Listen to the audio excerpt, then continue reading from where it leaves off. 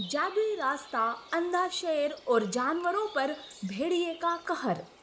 एक घना जंगल था। जंगल का राजा शेर बहुत ही शांत स्वभाव का था।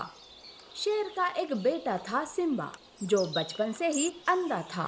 शेर ने सिम्बा को कभी ये महसूस होने नहीं दिया कि वो अंधा है। उसने सिम्बा को ऐसी शिक्षा दी कि अगर कोई परिंदा भी सिम्बा के आसपास गुजरता तो सिम्बा उसकी आहट से उसे पहचान लेता था। सिम्बा भले ही अंधा हो, पर वो बहुत ही ताकतवर था।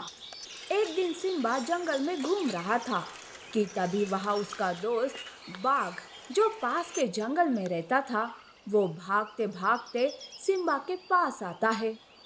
अरे दोस्त, तुम यहाँ अचानक से? क्या बात है? सब ठीक तो है? सिम्बा, तुम्हारी यही खूबी मुझे यहाँ खींच लाई है। तुम देख नहीं सकते, पर तुम्हारे आसपास जो भी आता है उसे तुम झट से पहचान लेते हो। सिम्बा, मैं बहुत बड़ी मुसीबत में हूँ, मेरी मदद करो। क्या बात है दोस्त? हमारे जंगल में एक भेड़िया आया है जो बहुत ही ताकतवर है। वो जानवरों पर कहर उठा रहा है। मैंने उसे रोकने की बहुत कोशिश की, पर उसकी ताकत के सामने मैं हार गया। अब तुम ही हो जो मेरे मासूम जानवरों की रक्षा कर सकते हो। तुम चिंता ना करो, मैं उस भेड़िए को तुम्हारे जंगल से हमेशा हमेशा के लिए भगा दूंगा। तुम मुझे उसके पास ले चलो। बाघ सिम्बा को भेड़िए के पास ले जाता है। अरे ओ बाघ, ये किसे ले आया तू? इसे देखकर तो लगता है कि ये अंधा है। तू एक अंधे को मेरे पास लाया है, ये सोचकर कि ये मुझे इस जंगल से भगा देगा। अरे ओ अंधे, चल भाग यहाँ से। देख, कौन भागता है और कौन नहीं ये तो वक्त ही बताएगा। पर मैं तुझे मौका देता हूँ। अगर तू अपनी जान की खैर चाहता है तो भाग जा यहाँ से। ये सुनकर भेड़िए को बहुत गुस्सा आता है। एक अंधा होकर मुझे धमकी दे रहा है। ये कहकर भेड़िया सिम्बा पर एकदम से हमला करता है। सिम्बा भेड़िए के हमले को रोक लेता है और उसे लड़ने लगता है। भेड़िया सिम्बा की ताकत के सामने रुक नहीं पा रहा था। वो अपने मन में सोचता है। अरे ये तो अंधा है, लेकिन इसमें काफी ताकत है। इससे पहले कि मैं इसके हाथों मारा जाऊं, मुझे यहाँ से भागना होगा। यूं सोचकर भेड़िया वहां से भाग जाता है। बाघ सिम्बा का धन्यवाद करता है। सिम्बा वापस अपने जंगल आ जाता है तो वही दूसरी ओर भेड़िया नफरत की आग में जल रहा था। उस अंधे की वजह से मैं दर बदर भटक रहा हूँ। मैं उस सिम्बा को जिंदा नहीं छोड़ूंगा, पर उससे पहले मुझे उसकी ताकत और कमजोरी दोनों को जानना होगा। इसके लिए मुझे उसके जंगल में चोरी छुपे जाकर उस पर नजर रखनी होगी। यूं सोचकर भेड़िया सिम्बा के जंगल में चोरी छुपे जाता है और वो सिम्बा पर नजर रखता है। अरे इस अंधे को मैं अपनी ताकत से तो नहीं हरा सकता, पर मानसिक रूप से इसे कमजोर कर सकता हूँ। यूं सोचकर भेड़िया अपनी एक सेना बनाता है और सिम्बा के जंगल में ही चोरी छुपे सिम्बा और शेर पर नजर रखता है। एक दिन शेर तालाब के पास अकेला पानी पी रहा था। ये देख भेड़िया और उसकी सेना अचानक से शेर पर हमला करते हैं और उसे कैद कर लेते हैं। जब ये बात सिम्बा को पता चलती है तो वो लोमड़ी को लेकर भेड़िए के पास आता है।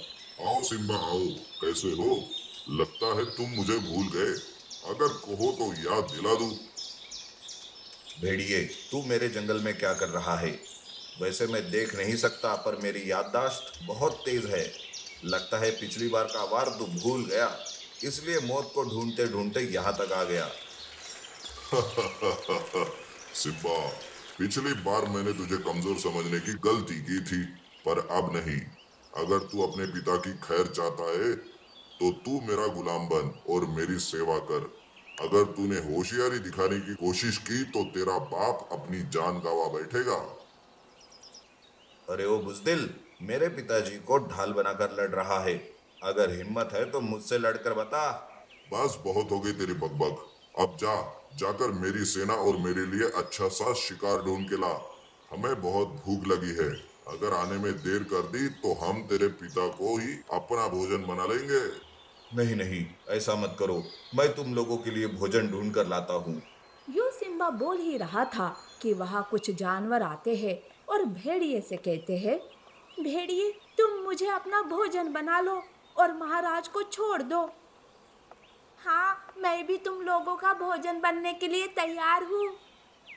यूं एक के बाद एक जानवर उन भेड़ियों का भोजन बनने के लिए तैयार हो जाते हैं। अरे सिम्बा के प्रति तुम लोगों का प्यार देखकर मुझे और भी ईर्ष्या होने लगी है। पर मैं तुम लोगों में से किसी को भी अपना भोजन नहीं बनाऊंगा। सिम्बा खुद मेरे लिए भोजन ढूंढ कर लाएगा। सिम्बा, तुम अभी भी यही खड़े हो? जाओ, जाकर भोजन लेकर आओ। ये सुनकर सिम्बा वहां से भाग निकलता है। वो भागते भागते काफी दूर चला जाता है। एक तो वो देख नहीं सकता था और ऊपर से वो रास्ता भटक चुका था। वो भागते भागते एक कांटों भरी झाड़ी में फंस जाता है। कोई है, मेरी मदद करो। अब मैं कैसे यहाँ से निकलूं? अगर देरी हो गई तो वो भेड़िया पिताजी को मार डालेगा। कांटे चुभने की वजह से सिम्बा काफी घायल हो चुका था। वो दर्द के मारे जोर जोर से दहाड़ मारने लगता है कि तभी उसे एक आवाज सुनाई देती है। कौन हो तुम और यहाँ कैसे आए? सिम्बा सारी बात बताता है। घबराओ नहीं, मैं तुम्हारी मदद करूंगा। आवाज के ये कहते ही सिम्बा की आंखों की रोशनी आ जाती है और सिम्बा जिन कांटों में फंसा था वो कांटे फूल बन जाते हैं और उसके सारे जख्म गायब हो जाते हैं। ये सब देख सिम्बा चौंक जाता है। अरे, मैं तो देख सकता हूँ। मैं एक जादुई रास्ता हूँ और यहाँ सिर्फ वही आता है जो दिल का सच्चा होता है। तुम अंधे होते हुए भी दूसरों की मदद के लिए हमेशा तैयार रहते हो। यही तुम्हारी अच्छाई है। अब उस भेड़िए को सबक सिखाने का वक्त आ गया है। जाओ, जाकर मेरी दी हुई जादुई शक्तियों से उस भेड़िए और उसकी सेना का अंत कर दो। सिम्बा जादुई रास्ते का धन्यवाद कर वापस भेड़िए के पास आता है। तुम्हारी इतनी हिम्मत कि तुम खाली हाथ लौट आए। लगता है तुम्हें अपने पिता की जान की परवाह नहीं है। तुम मेरे पिता की परवाह छोड़ो और अपनी सोचो। यूं सिम्बा भेड़िए की सेना पर हमला करता है और एक एक करके सबको मारने लगता है। अरे, ये तो देख भी सकता है। इससे पहले कि ये मुझे भी मार दे, मुझे यहाँ से भागना होगा। भेड़िया वहां से भागने की कोशिश करता है पर सिम्बा उसका पीछा कर उसे दबोच लेता है और उसे मार डालता है। ये देख शेर और बाकी जानवर चौंक जाते हैं। सिम्बा शेर को सारी बात बताता है। शेर सिम्बा को जंगल का राजा बनाता है और जंगल में फिर से खुशियां छा जाती है।